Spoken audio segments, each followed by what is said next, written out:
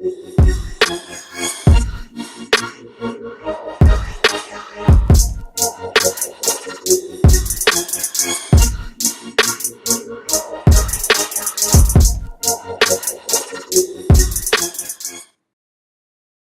up, NBA fans? Dom 2K on the mic, and today we're talking about the most disgraceful part of basketball, dirty plays.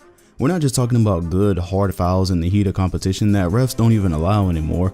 We're talking about plays that were intended to hurt.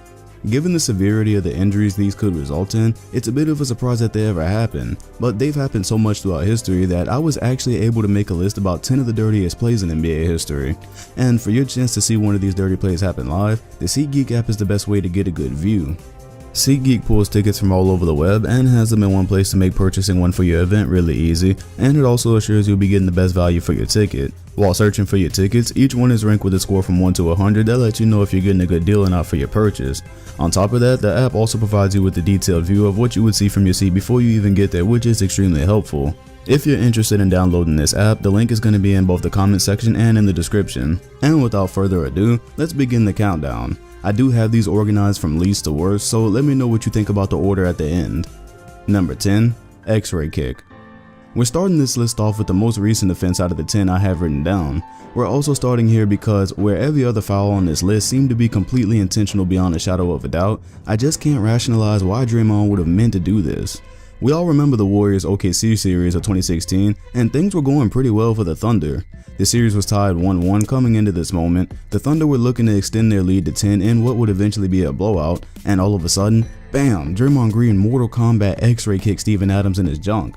This had to make the list because even though I question if it was actually intentional, this was a direct hit with a lot of power behind it, so whether it was intentional or not, it was a dirty play. What's even crazier about this is that not only did Draymond Green not get suspended, he didn't even get kicked out of the game as he was only assessed a flagrant 1 foul. The Warriors were already struggling in that series, and the NBA knew a suspension meant it was over, so if you're wondering how he got spared, there's your answer. Number 9. NFL Street. Have any of you played the PlayStation 2 classic called NFL Street? If not, I definitely recommend it. Also, sub to my second channel cause I'm sure I'll be playing it there sooner or later. Anyways, I bring that up because this foul by Marvin Williams on Rajon Rondo was pretty similar to the dramatic takedowns you see in that game. The young Atlanta Hawks somehow managed to take Boston's new big 3-7 games in 2008, and that's where this game breaker tackle took place. Boston was up by damn near 30 as they finally seemed to take Atlanta seriously. Marvin Williams seemed pretty salty about it, so he grabbed Rajon Rondo around the neck with both arms out in midair to toss him onto his back on a fast break. Williams was assessed a flagrant 2 foul for playing the wrong sport, and he got a 1-game suspension. Being that this was the last game of the Hawks season, he served it at the beginning of the 09 season. But man, can we just stop and acknowledge how incredibly dirty that play was? Could have ended up way worse, but luckily Boston went on to win the championship with their sacked quarterback healthy. Number 8. It was the only way I could guard him. So that's not an actual quote from Raja Bell. I just assume that's what he was thinking when he blatantly tried to injure Kobe Bryant in Game 5 of the 06 playoffs. Kobe was putting up around 24 points a game on about 50% shooting when the Lakers had a 3-1 lead on the Suns in the playoffs. In the first elimination game, the Suns were finally back in control in the 4th quarter, and then Raja Bell decided to get revenge for, well, something that didn't even happen. With about 10 minutes left in the 4th, Bell was viciously elbowed by Kobe Bryant. Oh wait, the replay clearly shows there wasn't even contact. Sweet, so just a bit later, Kobe started to drive to the rim, and still feeling the pain from that imaginary elbow 3 minutes earlier, Bell wrapped him up and tossed him to the floor. This play made no sense for a couple of reasons. First, nothing happened to warrant that retaliation. Second, the Suns were down 3-1 at this point, and Bell was a pretty important part of that series. They were already missing Amari Stoudemire, so risking suspension for a small moment of satisfaction didn't seem really logical. The only possible reason for it was that Bell was a self-proclaimed Kobe stopper, and he had some words about how Kobe was favorited by the refs and whatnot, so this was likely just Bell taking out some pent-up aggression. He was suspended for Game 6, and Kobe brushed the foul off like a boss anyways, but the Lakers still went on to lose the series, so I guess Bell got away with one there. Number 7. Falcon kick. The Draymond Green joke is so popular that you might think he invented the entire kicking thing, but you've never seen him do this. Oh, not yet anyways. Bruce Bowen was an amazing defender, but by some he did have the reputation of being a dirty player. Landing under Vince Carter multiple times was one thing, but this Super Smash Bros. Captain Falcon kick to the face was an entirely different thing. In a game against the Wolves, he appeared to think about contesting a shot from Wally Szczerbiak, but for some reason we can't determine, he led with his foot. Look, contesting a shot and landing under somebody is something you can argue because things happen so fast that sometimes you may just accidentally end up stepping too close to them before they land, but I've never seen somebody lead with their foot to contest a shot, and just like in Super Smash Bros, that was a definite KO.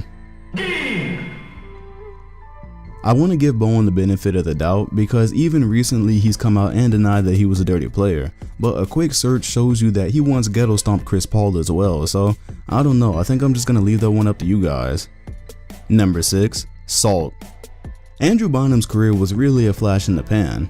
When he was on the court, he was actually pretty good, but unfortunately that was overshadowed by how much he was hurt, and how much he tried to hurt other people. He's got a few dirty plays, but nothing really beats the time he tried to break JJ Barea's neck.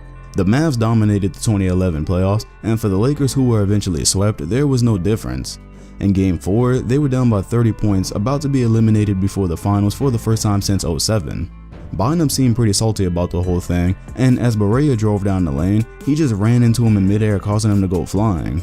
Easily one of the dirtiest plays ever, and he walked away from it all like he didn't even care about what he just done.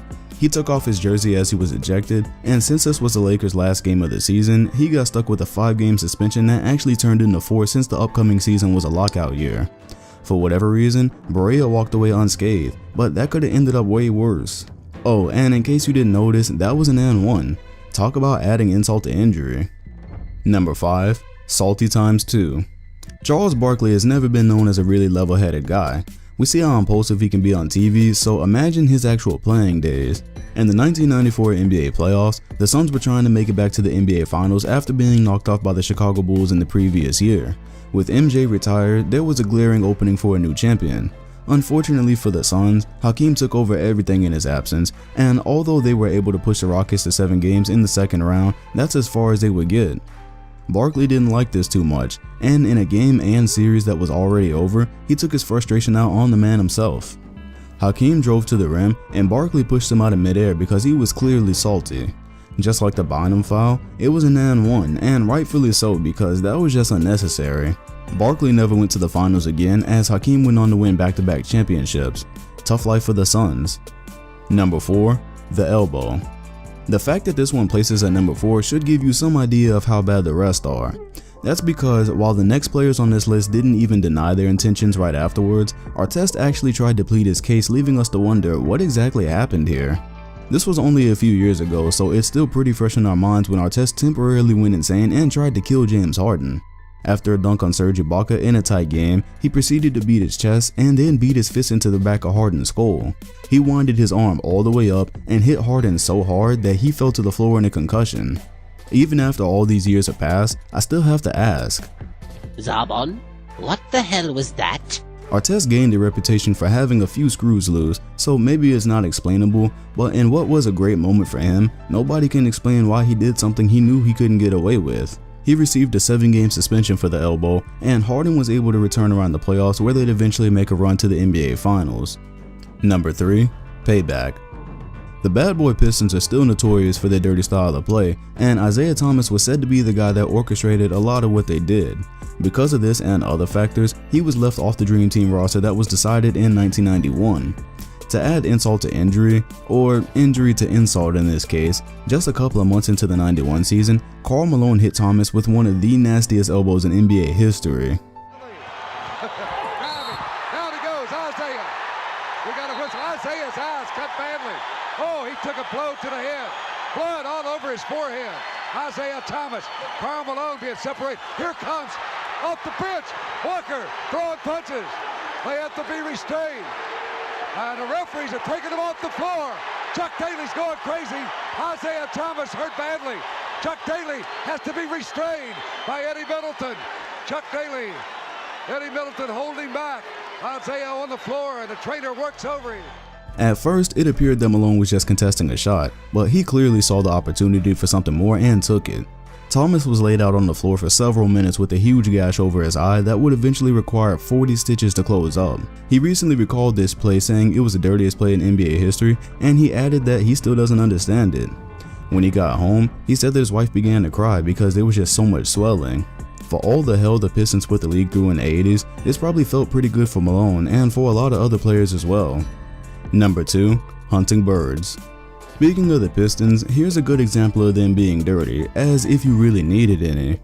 Bill Laimbeer has openly admitted he used to try to get in the opponent's heads with his tactics, but in this particular case, it looks more like he was actually trying to take a head off. During the 1987 playoffs, Bird went up for a layup and Laimbeer came down and tackled Larry by the head, dragging him to the ground.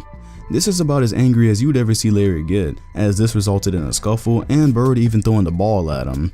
Laimbeer's tactic worked, as both him and Bird were thrown out of Game 3 of this Eastern Conference Finals.